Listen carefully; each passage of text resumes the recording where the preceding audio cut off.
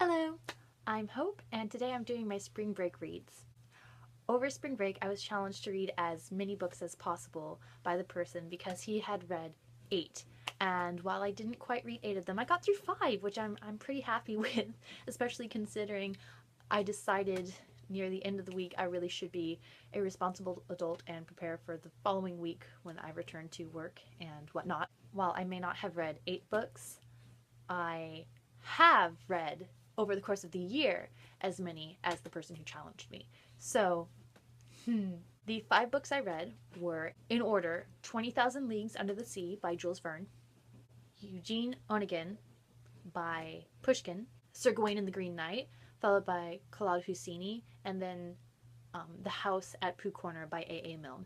So it was quite the eclectic bunch of books. I'm not even 2 minutes into it. Are you not? I won't mess this up too much, but just gotta. Oh, excuse me. Oh. You're gonna sit on me, aren't you? What? You're gonna sit on me, aren't you? Don't get your hair in my tea. Don't get my hair in your teeth. Don't do the thing! Hi, Internet. This is my sister. She's sick and sitting on my lap. Hi. Is this payback for when I threw the orange juice bottle at you? Yes, it is. Okay, I thought so. We need to do collabs. I puppy. We do. We do need to do videos. What do you? Let me just make me look Christian. Yep. Good thing church is tomorrow. Shut up, woman. I have that documented. That was verbal abuse. What did I say? Shut up. We don't use words like that around here. Okay, bye. Oh, yeah. Bye. Enjoy your viola playing. LMI. RN. I'm RN. registered nurse. I'm unfollowing you. I'm unsubscribing. Sisters. Anyway, yeah.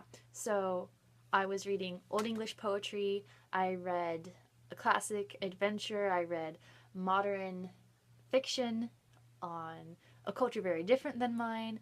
I read children's literature. I read Russian poetry. It was great. The first book I read was Jules Verne, 20,000 Leagues Under the Sea. And so this is actually part of my January TBR, but I never got around to it. I read some others on my list, but this one I didn't quite finish in January. And it was a really slow read for the first part. And I'm actually going to write a formal review and put it up on Goodreads. But to kind of just like sum up in the video, it was very long. And I mean, it did end up getting 4 stars for me because I thought it did explore some good topics. It was a good class. It did essentially describe a new world existing on our planet, which I thought was pretty cool, especially considering this is from the 1800s. So that was very, very neat. However, the ending bothered me. So, spoiler hand. Okay. I got so upset at the end when it's just like, okay, if a maelstrom, if a whirlpool is able to break up a gigantic submarine, like, I have no problem that the maelstrom was breaking the ship, sure, whatever, or I'm sorry, the submarine. But if a tiny boat is able to survive that, okay, that doesn't make any sense to me. If the submarine did not survive, they should not have survived. The submarine was breaking. That was where it left. Now, cliffhanger, huge cliffhanger. I wanted answers.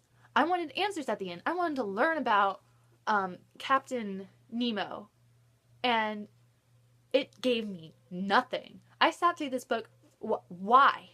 Like, and sure, he's probably still alive, and the sequel or whatever comes after this answers that. But I devoted so much. I kept going because I thought I would get the answer. It's not worth 2 books.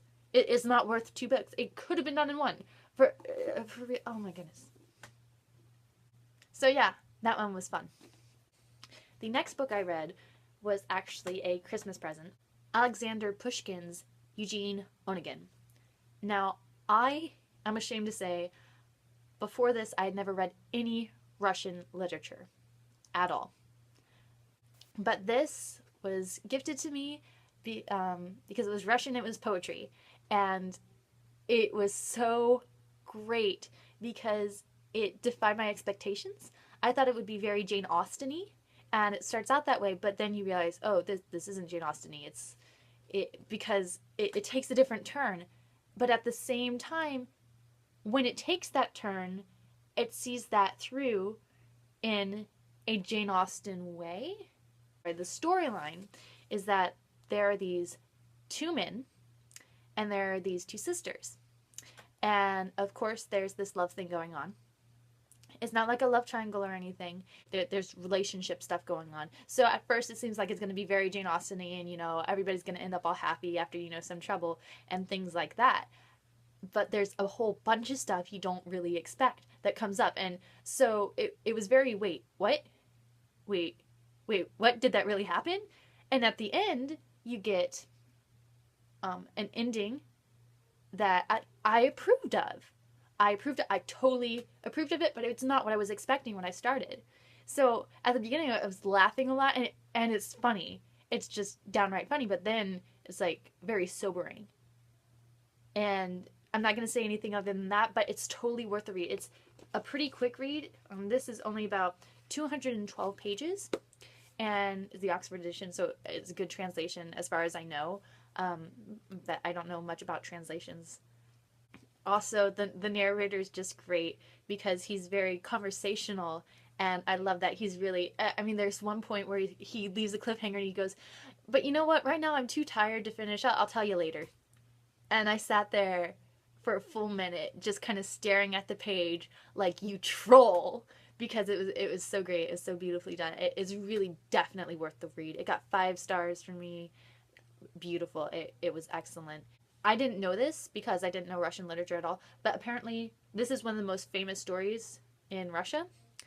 Everybody knows it, and Alexander Pushkin is basically the Shakespeare of Russia, apparently. And so it was a wonderful introduction to my first Russian literature. Definitely read this. You should definitely read this. The third book I read was Sir Gawain and the Green Knight, and I love this cover. It's just so great. I don't know why. I just love it. The Oxford edition keeps in the style of the original poetry in the sense that it's alliterative verse, which I appreciate. It doesn't rhyme, but is alliterative, as was the style back then. And so this is also very short. It's a little under 100 pages. But I was also very, wait, what? Basically, the entire week was a week of wait, what? In terms of reading. And it was great. It was truly, truly great. For what it is, it's exactly what it should be. And I thought it was kind of weird. It's not exactly what I expected from a story of a knight and things like that. But at the same time, I haven't read anything like Le Mort de Arthur. Le Mort de Arthur. I don't know how to pronounce it in any of it. I probably put a bunch of things together there. This one, for what it was very entertaining. It wasn't the greatest thing I've ever read, but for a little bit of poetry, it was nice. It was nice. The next book I read was The Kite Runner by Khaled Hosseini. And so I read A Thousand Splendid Suns a few years ago in a book club I was in, and it's actually, it was fantastic. It was phenomenal. It made me so angry, but at the same time, it was so great. I remember The Sassy Ghost and The Impish Grin.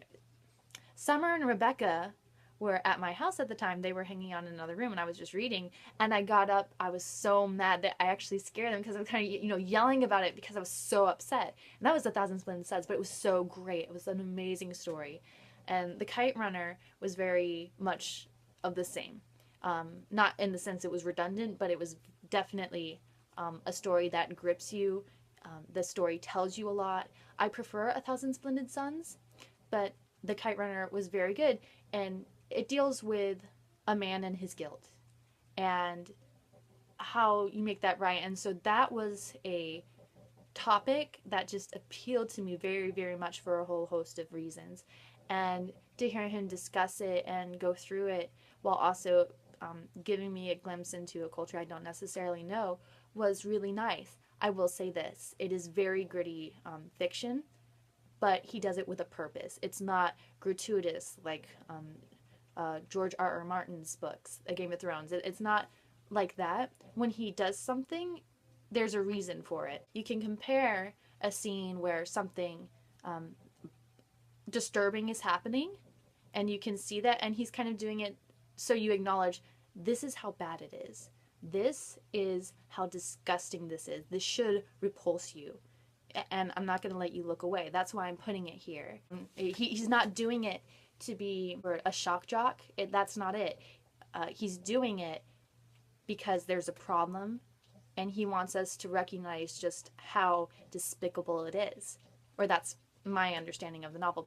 So, for example, a character is raped in this novel, and it's disturbing. When the author writes about a man and his wife, it's not explicit because that's not his point there. And so I appreciated that because it told me that he's not trying to just shock us or give us a lot of gory details. There's a reason behind it. It is definitely a good book. I would only give this book to a mature high schooler and up. It's got some pretty heady stuff in here. The last book I read was The House at Pooh Corner by A.A. Milne because The Kite Runner left me emotionally beat up, and I needed something a little bit happier after that. And so you don't get happier than Winnie the Pooh. And so my sister, for my birthday, gave me a box set of all four hardback, and they're beautiful and lovely. And I had read the first one a little while ago when I was very upset, and so I knew this would be kind of a good tonic. And it didn't disappoint. It was beautiful. It was happy, and I love how all the characters relate to life. Like, I recognize all the people. I love seeing so much truth. As an adult, you see it. As a kid, you wouldn't understand. You wouldn't pick up on those really subtle things, which is why I love the Winnie the Pooh series, because you read it and you say, "That's from life experience." He's answering adult problems in a small children's book, and the kids won't know that. They think it's just a good tale. But I appreciate this because if when I have kids, I'm reading them this, and I'm not going to go insane because it's not like brown bear, what do you see? It's something that will remind me and teach me even as I'm reading it to my children, which is why this is great. Anyway, my spring reads. So I challenge you, if your spring break is coming up, to read as many as possible, or if your spring break is over and you haven't shared yet, you really should. So I happen to know the Sassy Ghost was reading books over spring break, so I tag you to share what your spring break reads were. English. Bye. The next book I read. Oh, I'm sorry, book.